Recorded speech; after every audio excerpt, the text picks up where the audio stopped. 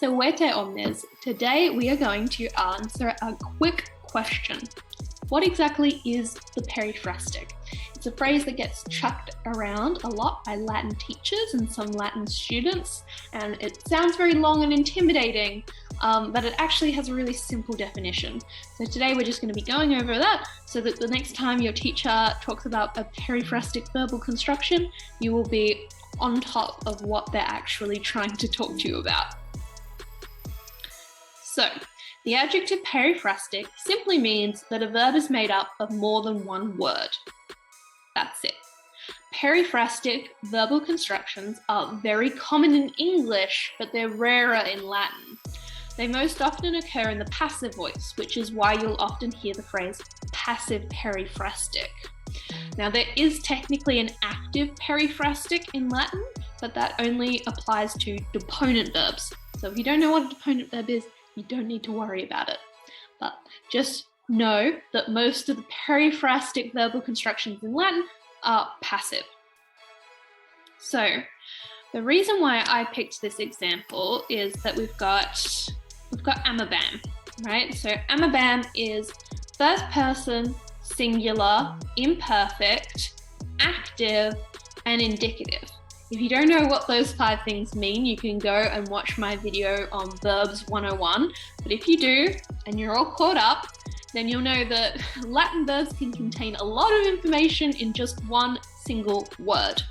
Now, this is in the imperfect tense. So in English, we would translate this as I was loving. Which is interesting, right? Because this, amabam, is not periphrastic. It's one word. But the English translation of the imperfect is periphrastic. It's more than one word, which is why I say that periphrastic verbal constructions are more common in English than they are in Latin, right? So this is actually the verb to be, right? Was,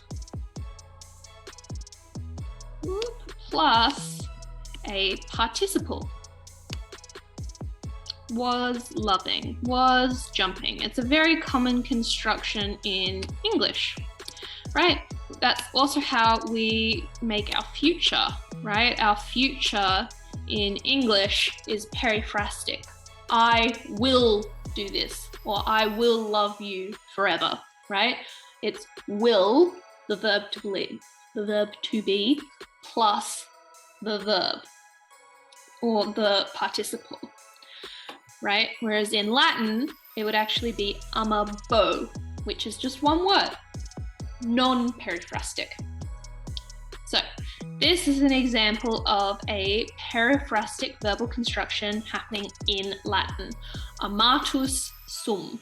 So this is also an example of the passive periphrastic, right? So this is how they're going to form its first person, singular, present, no, past tense, perfect tense, so first person singular, perfect tense, I had to think about that one for a minute, passive and indicative.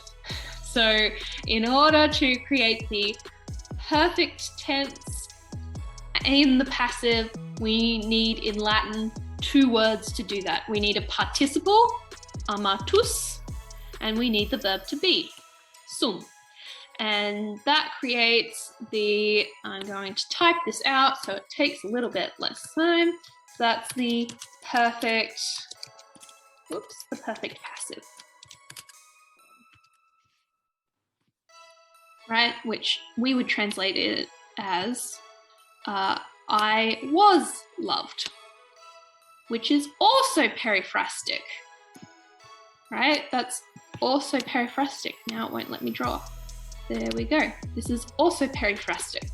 So basically, periphrastic sounds like a big word, but you should not be scared of it at all, because all it means is that it is a verbal construction, a verb that is made up of more than one word. And that's all there is to it. So, goodbye for now. And hopefully that's answered all of your questions about what periphrastic is. But if you do have any more, leave them down in the comments down below, and I will do my best to try and answer them. Okay. Wale.